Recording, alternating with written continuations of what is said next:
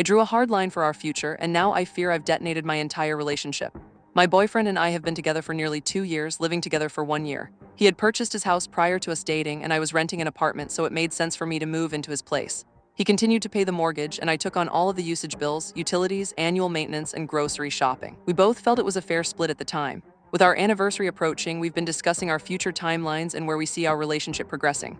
We're on the same page with all the big ideas. We both want to marry and start a family. However, to be in a position to start a family, the house will need significant renovations. We've always discussed the idea that the cost of these renovations would serve as my buy-in to the house. Our estimates suggest that everything we'd want to do would be around $100,000 at the low end. We even agreed that we could draw up some kind of legal agreement to protect both of our financial interests. As it's gotten closer to the reality of reaching out to contractors and banks, I've felt increasingly unsettled about the situation.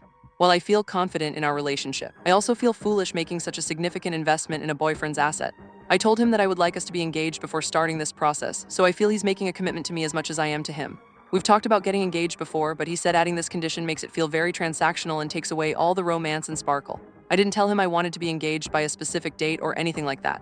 I simply stated that if this renovation is what we wanted to pursue, this is the action I'd like to take beforehand. He seemed upset by my statement, and I can't help but feel like I've really taken some of the romance and surprise out of the idea of a proposal or being engaged.